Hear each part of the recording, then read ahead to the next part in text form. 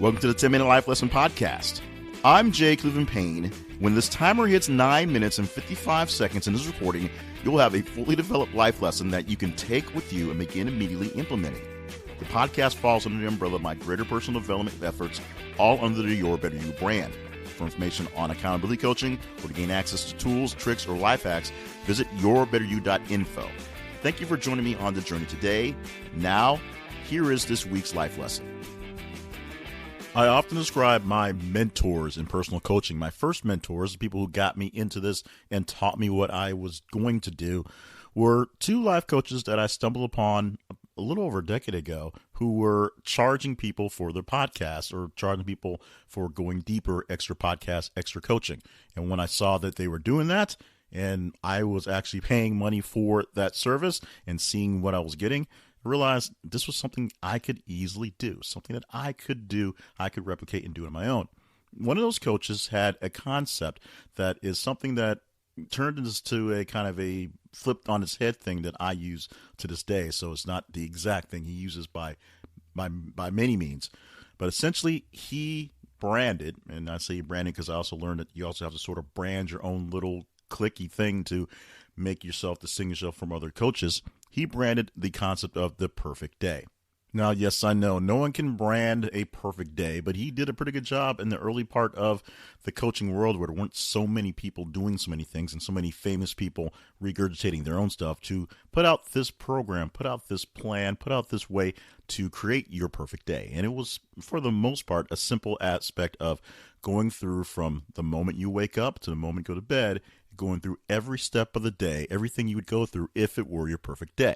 And now you create your perfect day, and then you do your best to make as many perfect days as possible in a row, and you have your quote-unquote perfect life.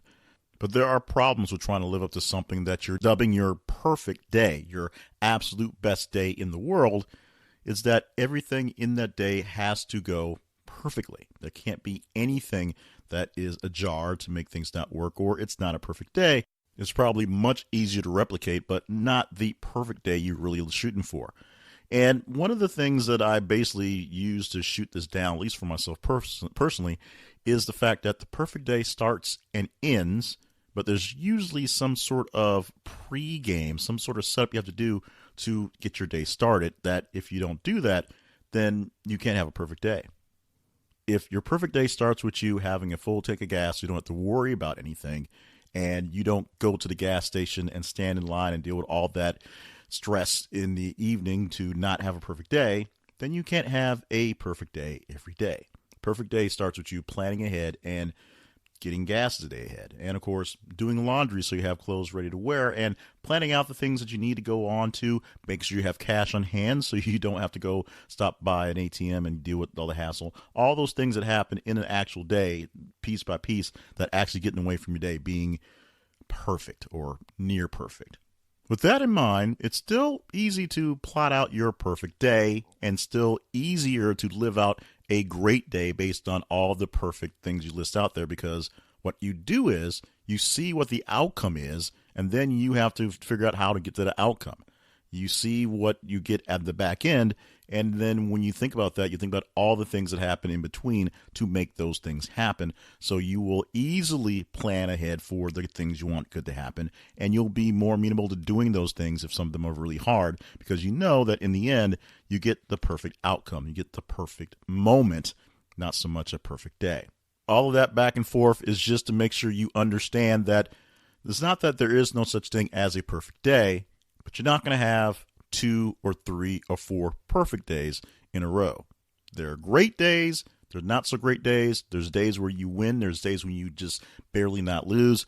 But you're not going to have a string of perfect days every single day. You cannot have multiple perfect days all the time, because a perfect day requires some sort of setup that, unless you are magically rich and someone else is doing the setting up for you, you will have to deal with on your own. There's always work involved to get some great outcome and something that's to go into it, and usually some stress with that, some struggle with that, some pain with that. And then once it's all over, you can get to that perfect thing. A beautiful cake is wonderful to look at, but to get to that cake, you got to make a pretty big mess. This is something that I tried to teach my young one a few months ago when she saw a picture of a confetti cake in a book and said, "Let's make this, Daddy," which turned into, "Daddy, you make this for me." And it was an ordeal. We had to go out and buy pans for it. We had to go out and buy cake mix for it. We had to go buy frosting. We had to go set everything up, bake the thing, and make it all work out. And then, of course, we had to level it out and put the frosting on. And it was a big ordeal for me to do, for her to be proud of her cake. And to be honest, it was a pretty delicious cake. It was an okay-looking cake. I'm not the best baker in the world, but it was a good-looking cake, and it was a great-tasting cake. But it would have been a whole lot easier and probably a little bit cheaper, to be honest, because I wouldn't have to buy all the supplies that I now have to go to the grocery store and just buy a cake. Now I have cake pans, and now I have things to measure with and things to set up so that I can make more cakes or more desserts going forward. But that requires the kid wanting to make more cakes or me wanting to make more cakes. We've not baked a cake since because my kid is 7 and extended projects is not exactly her thought process right now. It's let's do it now. Let's move on to something else before we have to clean this other thing up, and I get stuck in that. But she's 7, and that's just how that is. But for you who isn't 7, are not 7, you can't have that excuse. You can't use that mindset as a way to get out of thinking of doing great things and knowing the cost of doing great things. Perfect days are not what you're shooting for because every day can't be perfect. Very few days can be perfect. There's going to be something that's going to get in the way to try to spoil it that you can overcome, and you can still have a great day, but perfect is basically not what you're looking for. So start off by giving up on perfect days. Plan perfect days, put great plans in process to make sure that things are going to go as close to perfect as possible, but give up on the fact that that plan is going to last. As we say, a plan lasts only as long as it takes for it to meet the competition. As soon as a plan meets the battlefield and a bomb goes off or a bullet gets fired, the plan basically goes to pot and you're just kind of winging it at that point anyway. Once you give up on the perfect day concept, it's good to have a mindset of what a good day is, and what you can actually determine is something that is good, something that is amenable, something that qualifies as a okay win. Because once you get to that threshold, all the other things, all the pain and suffering that you get to that point will be worth it, or you'll know whether it's worth it or not once you see how much pain and suffering it takes to get to that point. Knowing what a good deal is opposed to a perfect deal is the real way to make sure you're having more good days. And yes, there's a difference, and it becomes a big bone of contention if you can't figure out the two. Having a wonderful, stupendous, absolute, beautiful dream day is awesome, and you could have those things. But in most cases, there'll be a few things along the way throughout the day that will basically rise your dander up and make you not think you're going to have a great day on the most part. The good things have to outweigh the bad things to make it a perfect day or good day, if you will. The most important thing is you have to realize you will pay a cost for whatever it is you get. You get what you pay for when working towards your perfect day.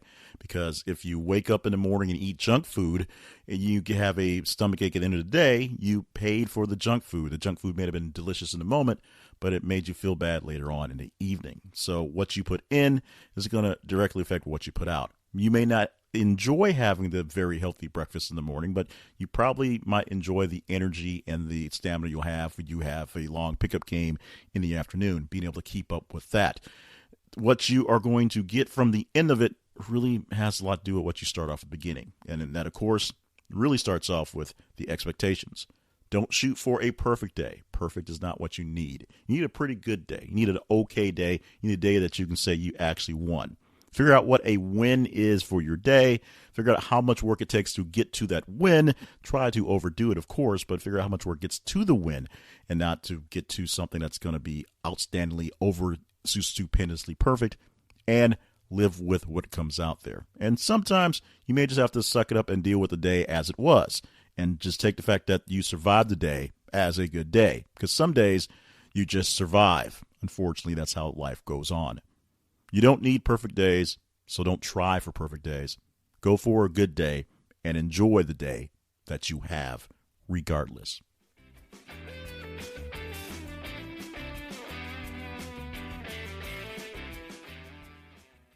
Thank you for stopping by and listening to this week's podcast. We appreciate all the love and all the feedback we've been getting lately about what's going on, and you can give feedback to us as well if you've not done it yet.